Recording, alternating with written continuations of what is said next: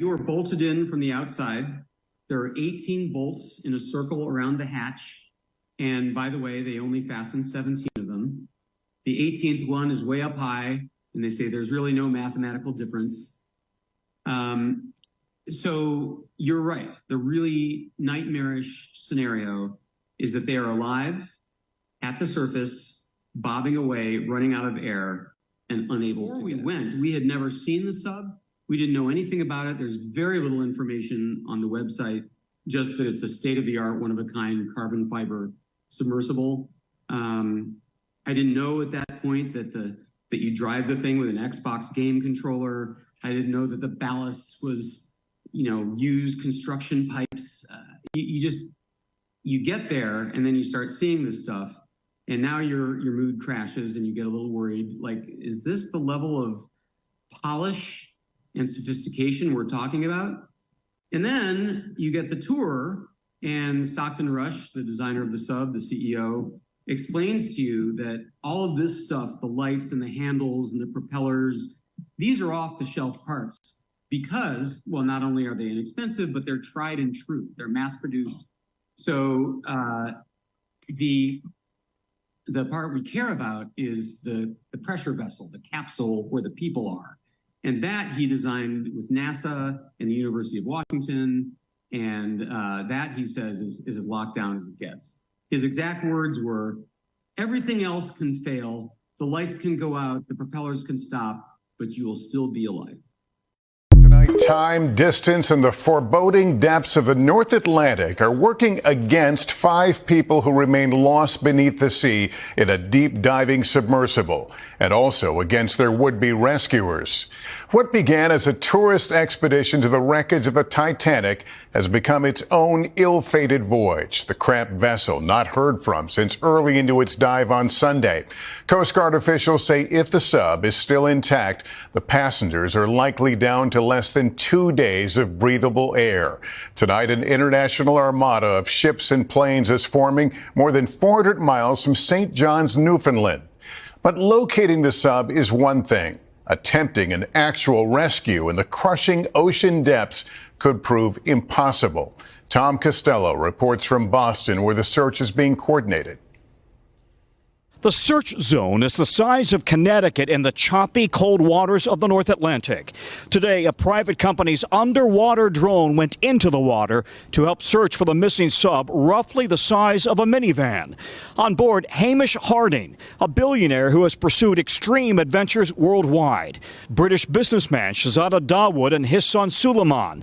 French pilot Paul-Henri Nogelet. And OceanGate founder, CEO Stockton Rush, who talked about the risk during a recent podcast. So what I worry about most are things that will stop me from being able to get to the surface. Overhangs, fish nets, entanglement hazards. The Titanic wreckage sits at the bottom of the ocean, nearly 13,000 feet deep, where the pressure is roughly 400 times what it is at sea level. No diver could withstand it. Even a Los Angeles-class Navy sub has a maximum depth of 2,000 to 3,000 feet. Tim Taylor has led dozens of submissions looking for World War II wrecks. Rockets explode. Submersibles implode. They crush down on themselves like a toothpaste tube. But with time ticking away, U.S. and Canadian Coast Guard ships and planes are coordinating a massive grid search, looking for any sign that the sub has come to the surface. So far, nothing. If the sub is intact underwater, it may have only a day and a half worth of air left. This is a very complex search, and the unified team is working around the clock to bring all available assets and expertise to bear as quickly as possible. The sub, called Titan, has never been certified. Among the safety concerns, the hatch can only be unbolted and opened from the outside, not the inside. And it runs using a video game controller. The Navy is now rushing salvage equipment to the site in case the sub needs to be lifted out of the ocean. If your submersibles can find this sub, is there any way to retrieve it and save the people on board? We have a group of our nation's best experts in the Unified Command, and if we get to that point, those experts will be looking at what the next course of action is. But time is of the essence. Terry Virts is a former astronaut and close friend of Hamish Harding, who heard from him just before the dive. The text I got was, hey, We're headed down to Titanic today, exclamation point. The hope, all 5 are still alive. I would assume they're stuck on the bottom in the mud or somehow entangled in Titanic. It's a search and rescue mission. So first of all, they have to find them. Tom, what more can you tell us about this salvage equipment the Navy is rushing to Newfoundland, Canada? Yeah, the Navy, the Air Force tells us that C-17s are right now flying that salvage equipment from Buffalo to Newfoundland. But then they've got to load it onto a ship or ships, and the travel time out to the search zone could take days, and the clock is ticking. They may not have much more time in there. Tonight, near the site of one of the 20th century's worst ocean disasters, a new undersea drama is unfolding. Right now, the U.S. Coast Guard leading the urgent search for a group of modern-day adventurers after the submersible carrying them to the Titanic shipwreck lost contact with the surface yesterday, about an hour and 45 minutes into their journey. 5 people are on board the vessel, which is used to carry paying passengers to see the Titanic up close. The search happening about 350 miles off the coast of Newfoundland in waters more than 2 miles deep. Tonight, the company that runs the deep sea charters, OceanGate Expeditions, saying in a statement, our entire focus is on the crew members and their families. Tom Costello has late-breaking developments for us. U.S. and Canadian Coast Guard ships are at this hour rushing to the North Atlantic as 2 U.S. C-130 planes survey the vast ocean surface for any signs of a private submersible and the 5 people on board. Last seen Sunday morning as it descended to survey the wreck of the Titanic. During the course of the dive, they lost communications, and we have not had communications with the submersible since then. The 21-foot submersible named Titan, made of titanium and carbon fiber, is owned by OceanGate, an operator of small subs for research, film production, and tourist trips to the Titanic for $250,000. On board, a pilot and 4 passengers, including billionaire adventurer Hamish Harding, who'd taken a submersible to the Mariana Trench and flown in space on Jeff Bezos' Blue Origin. On his Instagram account Sunday, he signed his name on the logo as he announced he'd be diving to the Titanic. His company later tweeted, 4 a.m. start this morning on the RMS Titanic Mission 5. The sub had a successful launch and Hamish is currently diving. Today, OceanGate said our entire focus is on the crew members in the submersible and their families. We are working toward the safe return of the crew members. The CEO told our Seattle King 5 last August he caters to Titanic enthusiasts. We have a number of people who come with us, sometimes referred to as Titaniacs, people who have just been consumed by the Titanic, and it was just great to take them down. The Titanic rests at treacherous depths, 12,500 feet below the surface. 1,500 people died when she sank in 1912. The missing sub was only supposed to be gone for 6 to 8 hours with 96 hours of reserve oxygen. Already, Canadian P-8 search planes have dropped sonar buoys on the rough seas, listening for the sub in a deep, vast expanse of ocean. Are they listening for voices? What could they pick up? We're hoping that they can pick up any unusual sounds, maybe tapping on the hull or voices or those types of things, any signs of the vessel there in the water. And so that's why we've really pressed in with the capabilities that we have. Now, Tom, as I understand it, submersibles are meant to dive much deeper than, say, a typical Navy sub. If the Coast Guard can locate it under the surface, can they get to it? They can't. That's the problem. They don't have the deep sea rescue capabilities that the Navy has. So both the U.S. and the Canadian Navies are rushing those assets to the scene, as well as contacting private companies who have those capabilities. But if they find this crew, it's going to be a very, very challenging rescue operation, and the clock is ticking, Lester. All right. Tom Costello, thank you. Here's a closer look at the sub lost in the North Atlantic and the vessel searching for it. The submersible had 5 passengers on board, its maximum capacity, and it was a tight squeeze. The sub is only 22 feet by 9 feet, with a single viewport 21 inches in diameter. Vessels from several different countries, including U.S. and Canadian Coast Guard vessels, have been diverted to help look for the Titan. Already at the site on Tuesday were the MV Polar Prince, the ship that deployed the Titan, along with a pipe-laying vessel named Deep Energy and 3 other Canadian vessels. American and Canadian aircraft have been scanning the search area by sight and radar, and have deployed sonar buoys, torpedo-like probes that are dropped into the sea.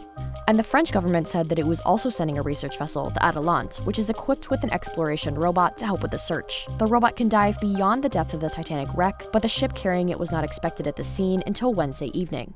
As many of you know, I've actually worked on a submarine before, so of course I have thoughts on the current Titan situation. I've been losing sleep over it. And I do need to say, though I understand where the ill-intended jokes are coming from, my heart goes out to the families of the people on board because this is an absolutely heartbreaking situation. And I think we need to remember that there are real people hurting right now. So these submarines are fully certified. And I want you to first note just all the buttons that it takes to operate this thing. And they were only certified to go to 150 feet with passengers on board. We usually only went like 105, 115, depending on the day. And that's a safety precaution. I actually just had somebody on my For You page talking about how in an emergency situation, people would leave a submersible. And as far as my understanding of submarines go, that's not possible. So above my head here is a ladder that's been folded up, and above that is a hatch. This is a screenshot from a video, but you can see the hatch better. So this is actually what goes inside. So there is access to the hatch from the inside and the outside. However, once we are under, there is so much pressure being pushed down on the submarine that even if I wanted to open that hatch from down below, there's no way I could. I would have to be Thor, baby. So the 150 feet rule comes from if there's an emergency situation where we cannot get the submarine to surface, if it's stuck on the seafloor and we cannot get the submarine to surface from inside the submarine,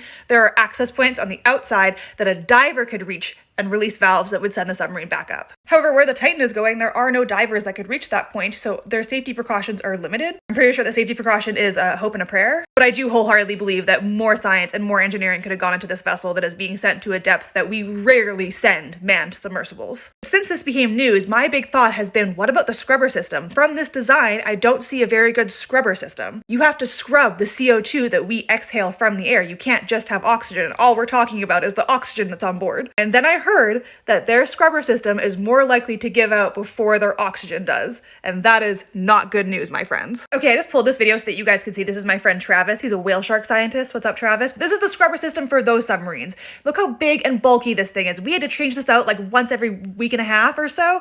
And I was like, where on this little dinky submarine is their scrubber system? And apparently their answer was not a good one. If you guys have more questions on how submersibles work or the science behind all of this, please let me know. I will be happy to answer to the best of my knowledge. Here's my concern with the Titan submersible and the underwater noises that have been reported. These people are experienced seafaring people. Some of them have done this mission before. The co-founder of the company is on board this vessel. Why are they not using the international distress call that anyone who has a boat, anyone who's a ham radio operator, anyone who's experienced with emergency communications knows? The international distress call, even back from the time of the Titanic, has been SOS in Morse code. That is ... ..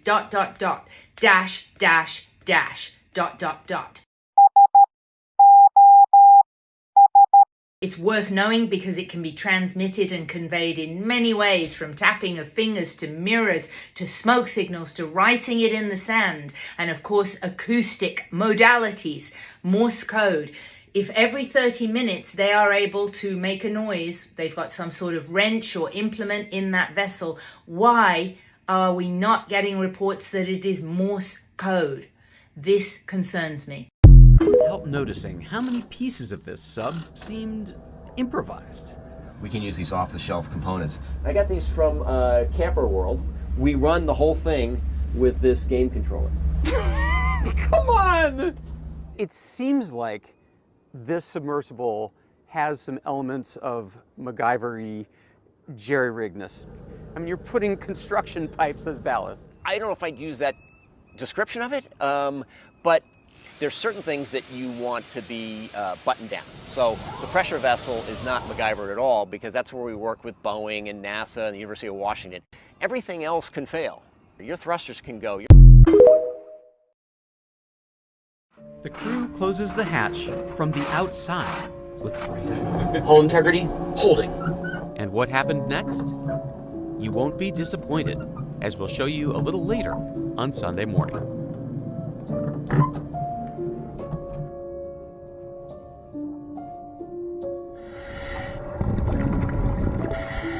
Our dive in the OceanGate Submersible had made it down only 37 feet when this happened. So apparently those floats there came off the platform, and that wasn't supposed to happen, so we're scrubbing? Yeah, I think that's the consensus up here. Copy that. I was crushed. My diving adventures were over. Every expedition has its challenges, all of them. I have not been in one expedition where things have to be adjusted, adapted, changed, or canceled at the end of the day. You're at the mercy of the weather. Renata Rojas speaks from painful experience. Over the years, she's been booked on 3 Titanic expeditions. All 3 were canceled. You just cry a lot. And just keep the dream alive, because it's something that I have to do. Our expedition had to wait out 2 more days of rough seas. On our 6th day at sea, the weather cleared. The dive was a go. Titan, sitting at 3742 meters, reports on bottom. But that was the last of the good news. I said, do you know where we are? 100 meters to the bow, then 470 to the bow. If you are lost, so are we. There's no GPS underwater, so the surface ship is supposed to guide the sub to the shipwreck by sending text messages. Turn 30 degrees right? Probably, 30 degrees. But on this dive, communication somehow broke down. The sub never found the wreck. We were lost. We were lost for 2.5 hours. Rush says he'll offer those passengers a free do-over next year. And that's just one cost of doing this business. Are you making money on this operation? No. So, not yet. People might say, hey, that's a lot of money, $250,000. But we went through over $1 million of gas. It was our last day at sea. There was one last chance to reach the Titanic.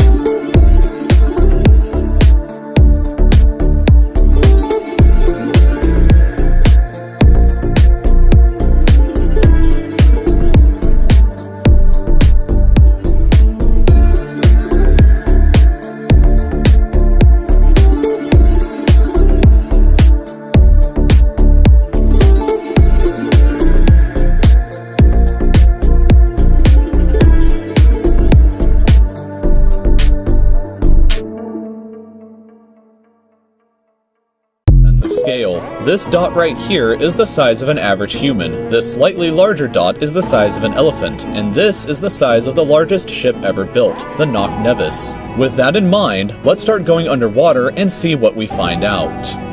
The first milestone is at 40 meters below the surface, which is the maximum depth allowed for recreational scuba diving. A little further down at 93 meters is where the wreck of the Lusitania was discovered, which is interesting because the Lusitania itself is 240 meters long, which means that it sank in water shallower than it is long, so if the ship was standing on its stern or bow, it would be sticking out of the water. Just slightly deeper than that, at 100 meters, is where diving can become seriously fatal if you're not careful because of decompression sickness. But that didn't stop a man named Herbert Nitsch to accomplish the free diving world record at a depth of 214 meters. This guy swam down to this level with just one single breath. But a little further down at 332 meters, we have the scuba diving world record, which was accomplished by another man named Ahmed Gabur. If he had swam down another 111 meters, then he would have reached the height of the Empire State Building if it was submerged underwater. And a little further than that, at 500 meters below the surface, we arrive at the maximum dive depth of blue whales, the largest creatures on the planet and also the limit of the US Seawolf class nuclear submarine.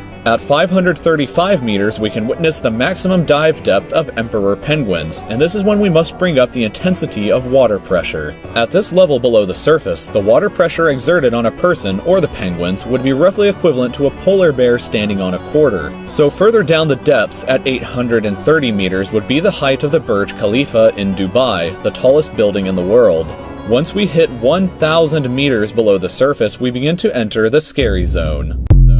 Light from the surface can no longer reach beyond this point, so the rest of the ocean below is shrouded in permanent darkness. On top of that, the water pressure you would experience at this point would be about the same as if you were standing on the surface of the planet Venus, meaning that you would die very quickly. You would also meet the giant squid at this sea level if the water pressure didn't already kill you.